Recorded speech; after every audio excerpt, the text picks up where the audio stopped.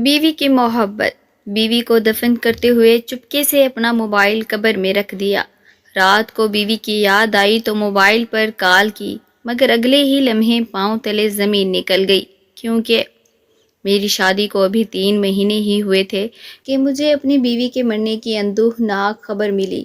میں تو سوچ بھی نہیں سکتا تھا کہ میری اتنی محبت اور پیار کرنے والی بیوی، جسے ابھی کھل کر میں اظہار محبت بھی نہ کر سکا تھا، وہ اس دنیا سے اتنی جلدی چلی جائے گی۔ میں نے اس کی محبت کو پورا کرنے کے لیے کسی قسم کی کمی نہیں چھوڑی تھی۔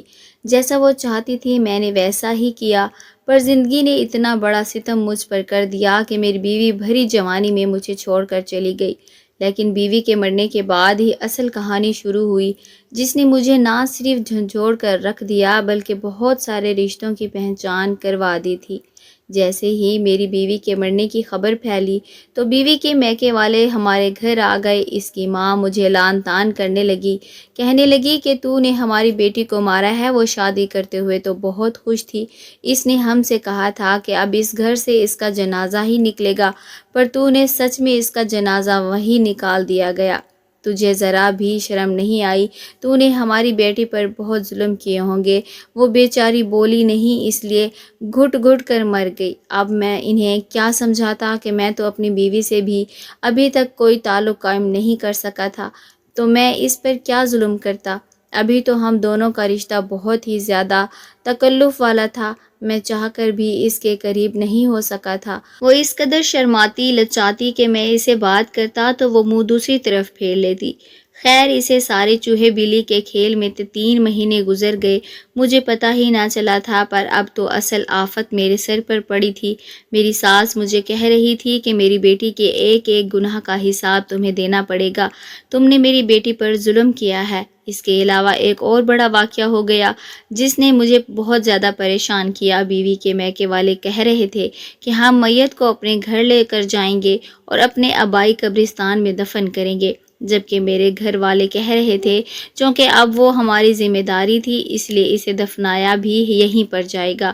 لیکن بیوی کے میکے میں ایک آدمی بہت زیادہ ضد کر رہا تھا کہ کسی صورت بھی ہم اپنی بیٹی کو یہاں دفن نہیں ہونے دیں گے، تم نے اس پر جیتے جی بھی اتنے ظلم کیے، اب ہم اسے مر کر یہاں نہیں چھوڑ سکتے۔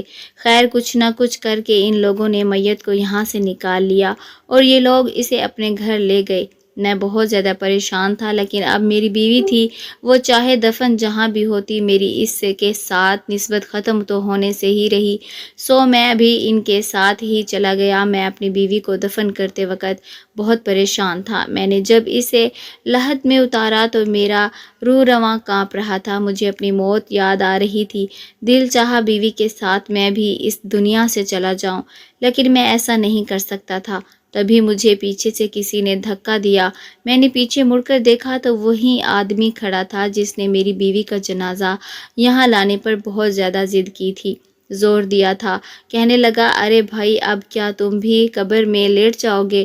نکلو یہاں سے۔ مجھے اس کا انداز بہت ہی عجیب نفرت والا لگ رہا تھا۔ میں قبر سے ذرا پیچھے ہٹ گیا، جلدی جلدی قبر پر سیلیں ڈال دی گئیں اور پھر تدفین مکمل کر دی گئی۔ وہیں آدمی سب کو کہنے لگا کہ اب یہاں غیر اسلامی طریقے سے تماشا نہ لگایا جائے، سب لوگ اپنے اپنے گھروں کو چلے جائیں، اور تم میاں اب کیا اپنی بیوی کا ماتم کرتے کرتے اس دنیا سے اٹھ جاؤ گے؟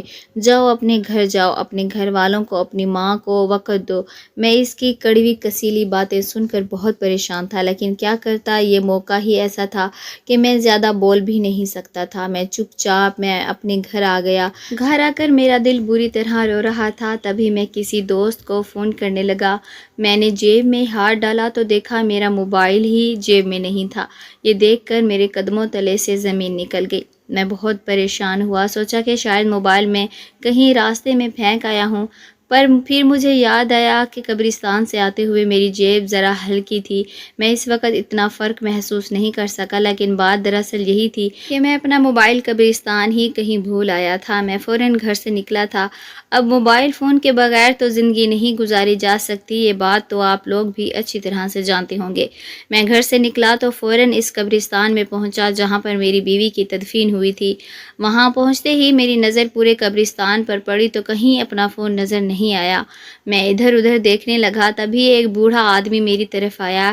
کیا ڈھونڈ رہے ہو بیٹے؟ وہ شخص شاید اس قبرستان کا گورکن تھا۔ بس چچا، شاید یہاں اپنا موبائل بھول گیا ہوں، وہ ڈھونڈ رہا ہوں۔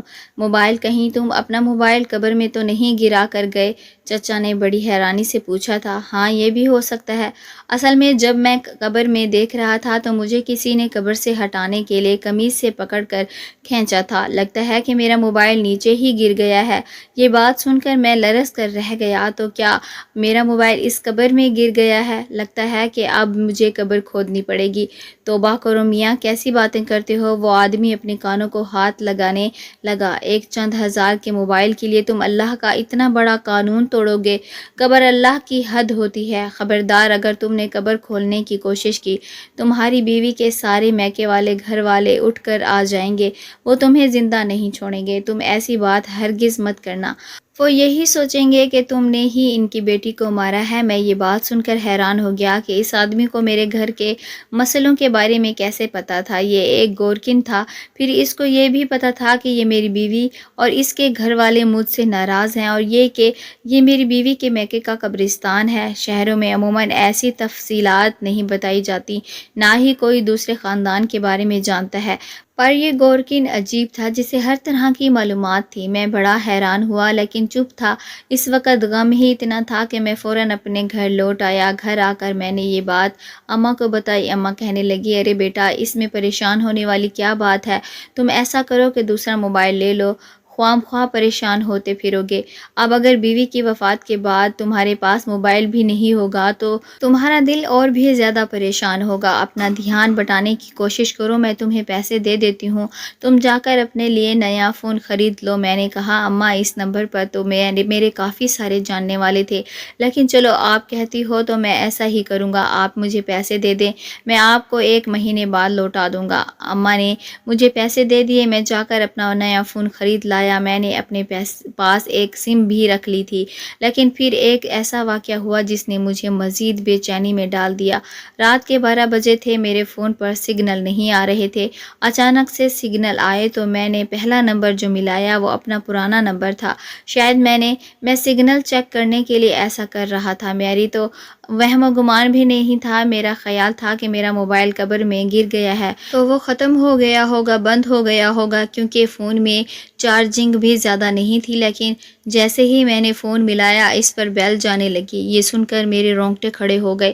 مجھے عجیب سا ڈر لگنے لگا کہ میرا موبائل قبر میں ہے اور وہاں اس پر بیل جا رہی ہے، لیکن اگلے لمحے جو ہوا اس نے تو مجھے حیران کر کے رکھ دیا تھا۔ میرا فون اٹھا لیا گیا تھا اور پھر جو ہوا، میں اس قدر حیران، پریشان اور تجسس میں مبتلا ہوا کہ فوراً اپنی جگہ سے اٹھ کھڑا ہوا۔ اماں بھی حیران تھیں کہ میں یہ کیا کر رہا ہوں۔ بیٹے، کہاں جا رہے ہو؟ اماں، میں اپنی بیوی کی قبر پر جا رہا ہوں۔ کیا ہو گیا ہے تمہیں؟ پہلے موبائل کا بہانہ بنا کر گئے تھے، اب کون سی آفت آ گئی ہے؟ رات کے اس وقت تم اپنی بیوی کی قبر پر جا رہے ہو؟ اماں، مجھے جانا ہوگا۔ یہ کہہ کر میں تو گھر سے نکل گیا۔ میں نہیں جانتا تھا کہ میری ماں میرے پیچھے کتنا پریشان ہوئی ہوگی۔ ابھی میرے دل میں صرف اور صرف ایک ہی خیال چل رہا تھا، اور وہ تھا میری بیوی کا خیال، کیونکہ جو کچھ میں نے سنا تھا اس کے بعد میں خاموش تو نہیں بیٹھ سکتا تھا۔ میری پوری ذمہ داری بنتی تھی کہ میں اس معاملے کی جا کر تحقیق کروں، اس لیے میں اپنی بیوی کی آبائی قبرستان پہنچ گیا تھا۔ مگر جیسے ہی میں نے اندر قدم رکھا تو وہی گورکن مجھے ملا۔ ارے میاں، تم یہاں بار بار کیا ڈھونڈنے آتے ہو؟ مجھے دیکھ کر وہ غصے سے بولا۔ گورکن میاں، آپ کا کام کیا ہے؟ قبریں کھودنا؟ آپ اس تک رہیں۔ آپ مجھ سے بار بار سوال کیوں کرتے ہیں کہ میں یہاں آیا کیوں ہوں؟ لیکن میاں، میں تو تم سے ہمدردی کی وجہ سے پوچھ رہا ہوں، نہ تمہیں اس قبرستان کا نہیں پتہ؟ میں یہاں کا گورکن ہوں تو میں ہی ذمہ داری اٹھاؤں گا، اس لیے پوچھ رہا ہوں کہ کوئی مسئلہ ہے تو مجھے بتاؤ، میں حل کر دیتا ہوں۔ میں نے گورکن کو بھی ساری بات بتا دی تھی۔ یہ سنتے ہی اس کے چہرے پر ایک رنگ آیا اور ایک گزر گیا۔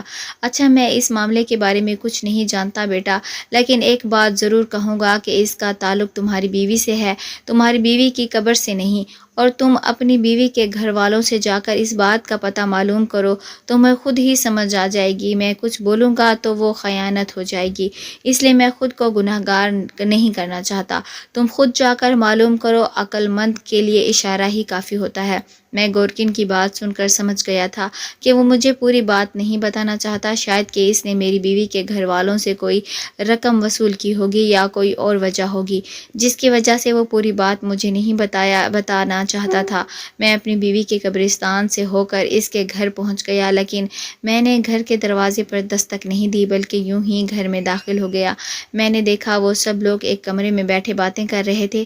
گھر کا باہر والا حصہ بالکل خالی تھا، وہاں کوئی بھی نہیں تھا، اس لیے میں چلتا ہوا اس کمرے کے قریب پہنچ گیا جہاں بیٹھ کر وہ لوگ باتیں کر رہے تھے۔ میں نے دیکھا ان سب کے چہروں پر بے پناہ غصہ تھا، لگتا تھا جیسے کہ وہ ابھی اٹھ کر مجھے مارنا شروع کر دیں گے۔ وہ بات کر رہے تھے میری بیوی ہی کے بارے میں، لیکن سمجھ نہیں آ رہا تھا کہ وہ میری بیوی پر غصہ کیوں کر رہے ہیں۔ تبھی میرا ہاتھ ایک پیالی پر لگا، وہ پیالی گر کر ٹوٹ پڑی تو سب لوگوں کی توجہ میرے اوپر آ گئی اور وہ لوگ مجھے یوں دیکھنے لگے جیسے میں نے اس گھر میں چوری کر لی ہو۔ بیٹا تم یہاں کیسے اور کب آئے تھے؟ میری ساس نے مجھ سے پوچھا۔ اماں جی میں آپ کو ایک بات بتانے کے لیے آیا ہوں۔ میں نے اپنی ساس کی طرف امید بھری نظر ڈالی۔ ہاں بیٹا آؤ آؤ، ہمیں تمہارا انتظار تھا، میرا انتظار، مگر وہ کیوں؟ میں نے اپنی ساس سے پوچھا۔ بس بیٹا حالات ہی کچھ ایسے ہیں کہ کیا کریں، تمہیں تو پتہ ہے کہ ہم ایک معمولی سے خاندان سے تعلق رکھتے ہیں۔ میرا بھانجا کل سے گھر نہیں آ رہا، وہ ایسا غائب ہوا ہے کہ میری بہن بھی پریشان ہو گئی ہے، کہتی ہے کہ اپنے داماد سے کہیں کہ میرے بھانجے کو کہیں سے ڈھونڈ دو ورنہ میں مر جاؤں گی۔ میرا ایک ہی جوان بیٹا تھا، اگر وہ بھی نہ رہا تو میں کیا کروں گی؟ تم جانتے ہو نا کہ کئی عرصے سے ہماری ان کے ساتھ ناراضگی چل رہی ہے، لیکن اب اس موقع پر ہم دونوں خاندان ایک دوسرے کے بے حد قریب ہو گئے ہیں۔ میں یہ سن کر اپنا غم بھول گیا۔ اچھا ماں جی، میں آپ کا کام کروا دوں گا، لیکن میں آپ کو اپنا مسئلہ بتانے آیا ہوں۔ بیٹے مسئلے تو چلتے ہی رہتے ہیں۔ میری ساس نے میری بات کو یکسر نظر انداز کر دیا تھا۔ لیکن تم پہلے میرا کام کر دو، اس کے بعد تم جو کہو گے میں وہی کروں گی۔ میں نے اپنی ساس سے بحث کرنا مناسب نہیں سمجھا، وہاں سے ایک اور ذمہ داری لے کر واپس اپنے گھر آ گیا تھا۔ میں اپنی بیوی کی قبر کھولنا چاہتا تھا کہ میں اس کی قبر کھول کر اپنی تسلی کر لوں ایک بار، کیونکہ جو کچھ میں نے سنا تھا وہ اور جانتا تھا، اس کے بعد میرا دل بہت عجیب سا ہو گیا تھا۔ میں چاہتا تھا کہ میں اپنی بیوی کی قبر کھولوں، قبر کشائی کروں، لیکن کوئی بھی مجھے اس بات کی اجازت نہیں دے رہا تھا، نہ کوئی میری بات پر یقین کر رہا تھا۔ اسی لیے میں نے سوچ لیا تھا کہ جو کچھ کروں گا میں خود ہی کروں گا۔ رات کے 2 بجے میں نے قبرستان میں جانے کا فیصلہ کر لیا تھا۔ اب مجھے اپنی بیوی کی قبر کھولنا بہت ضروری لگ رہا تھا۔ 2 بجے گھر کے سب لوگ سو چکے تھے۔ میں جانتا تھا کہ وہ گورکن جو بار بار مجھے منع کر رہا تھا وہ بھی اس وقت نہیں جاگ رہا ہوگا۔ اس کو لگتا ہوگا کہ اب میں تھک ہار کر چپ بیٹھ جاؤں گا، پر میں جب چپ بیٹھنے والوں میں سے نہیں تھا۔ اتنی بڑی بات ہو گئی تھی، میں کیسے خاموش رہتا؟ میں جا کر سارا انتظام مکمل کیا اور تقریباً 2:30 بجے قبر کھولنا شروع کر دی۔ مجھے اس بات کی حیرت نہیں ہوئی تھی کہ قبر کی مٹی کافی نرم تھی، ایسے لگتا تھا جیسے قبر کو کچھ دیر پہلے ہی بند کیا گیا ہوگا۔ میں نے جلدی مٹی ہٹائی تو پتھر کی سلوں کو ہٹانے میں مجھے 5 سے زیادہ منٹ کا وقت نہیں لگا۔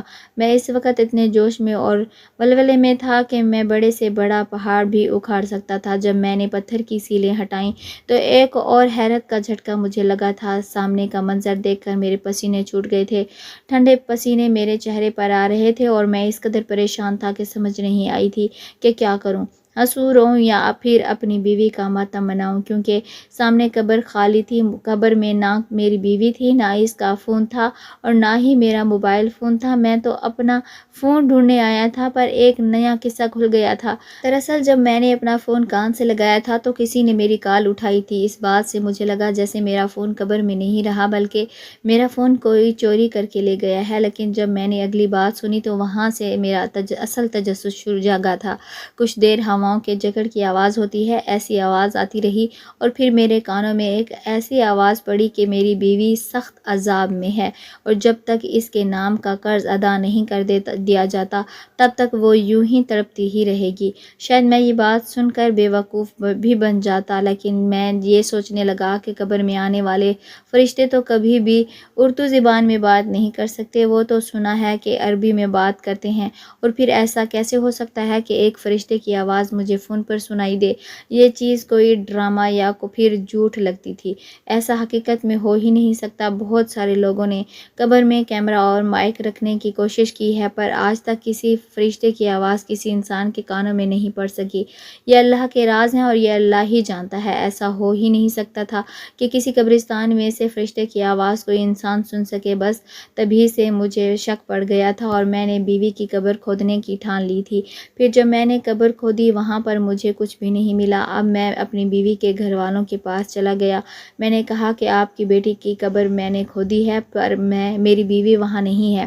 میرے سسرال والے مجھ پر غصہ کرنے لگے کہ مجھے یہ بے حرمتی کرنے کو کس نے کہا تھا۔ میری بیوی کی بھائی تو باقاعدہ مجھے مارنے پر تل لائے تھے۔ وہ اس قدر اونچی آواز میں بات کر رہے تھے کہ مجھے اب ان سے ڈر لگنے لگا۔ میں نے کہا کہ آپ کو یہ سب نہیں کہنا چاہیے، میں تو کبھی بھی اپنی بیوی کے لیے برا سوچ ہی نہیں سکتا تھا، اور یہ بات ان لوگوں کو کون سمجھائے۔ ان کو تو میں نے جانے کسائی ظالم اور جلاد لگ رہا تھا۔ میں نے اپنی بیوی کے گھر والوں سے زیادہ بحث کرنا مناسب نہیں سمجھا، کیونکہ وہ تو لڑنے جھگڑنے پر مر مٹنے پر تیار ہو گئے تھے، اور ایسے لوگوں میں سے میں کتنی بھی بات کرتا وہ میری بات نہ سنتے۔ وہاں سے نکلا تو سب سے پہلے مجھے اپنی ساس کے بھانجے کا خیال آیا، جس کے بارے میں انہوں نے مجھے ڈھونڈنے کا کہا تھا۔ باقی سب کام چھوڑ کر اب میں بھی اسے ہی ڈھونڈنا چاہتا تھا، کیونکہ مجھے اپنی بیوی کے اس کزن پر بہت زیادہ شک تھا۔ وہ بھی گھر سے اس دن غائب ہوا تھا جس دن میری بیوی فوت ہوئی تھی۔ خیر میں پوچھتا وہاں کے اکلوتے بس اڈے پر پہنچا۔ وہاں جا کر میں نے اپنی ساس کے بھانجے کے بارے میں بتایا۔ مجھے وہاں کہیں ایک لوکل آدمی نے یہ معلومات دی کہ وہ ہی صبح ڈسکا کے لیے نکلا ہے۔ یہ بات میرے لیے زیادہ حیران کن نہیں تھی۔ میں اس کا پتہ ڈھونڈتے اس تک کیسے پہنچا یہ ایک الگ کہانی ہے، پر وہ ایک چھوٹی سی تنگ گلی میں کرائے کے مکان میں رہتا تھا، اور آج اسے ڈھونڈتے ہوئے مجھے ایک ہفتہ ہو چکا تھا۔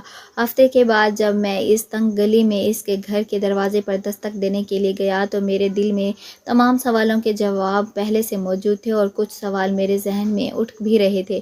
میں وہ سب اس سے پوچھنا چاہتا تھا۔ جیسے دروازہ کھلا میں نے دیکھا کہ سامنے کوئی اور نہیں بلکہ میری اپنی بیوی کھڑی ہے۔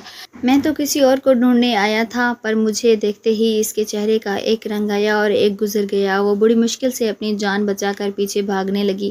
میں نے اسے بازو سے پکڑا اور گھسیٹنا شروع کر دیا۔ وہ چلانے لگی اور شاید مجھے گلی والوں کے سامنے گنڈا ظاہر کرنا چاہتی تھی۔ میں نے سب کو چپ کروا دیا کہ یہ میری بیوی ہے اور میں اسے ایسے یہاں چھوڑ کر نہیں جا سکتا۔ سب لوگ بہت حیران تھے۔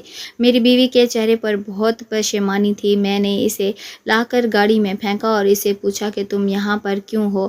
تو تم تو مر گئی تھی۔ وہ رونے لگی۔ خدا کے لیے مجھے معاف کر دیں، خدا کا نام مت لو، تم نے تو اس کو ناراض کر کے یہ راستہ اختیار کیا ہے، اب بتاؤ کہ تمہیں سزا کیا دوں؟ میری بیوی مجھ سے ہاتھ جوڑ کر معافی مانگنے لگی کہ پہلے ایک بار آپ میری بات سن لیں، پھر میں آپ کو سب کچھ سچ بتاؤں گی۔ اگر تب بھی آپ کو یقین نہ آئے تو آپ جو چاہیں کہیں، میں وہی کروں گی۔ میری بیوی نے جب اپنی کہانی سنانا شروع کی تو میں بھی چپ ہو گیا تھا۔ اب میں اسے کیا کہتا، کیا سزا دیتا؟ اس نے بتایا کہ وہ جب سے بڑی ہوئی ہے اس کے گھر میں اس کے خاندان والوں کا آنا جانا لگا رہتا تھا۔ اس کا ایک کزن جو کہ اس کی خالہ کا بھی بیٹا تھا اکثر ان کے گھر آتا جاتا رہتا تھا۔ نذیر کے ساتھ بے تکلفی بڑھی تو ایک دن نذیر نے اسے کہا کہ وہ اسے ماڈلنگ کروانے کے لیے دوسرے شہر لے جائے گا۔ وہ خوب پیسہ کمائے گی، مشہور ہو جائے گی اور گھر کی غربت ختم کر دے گی۔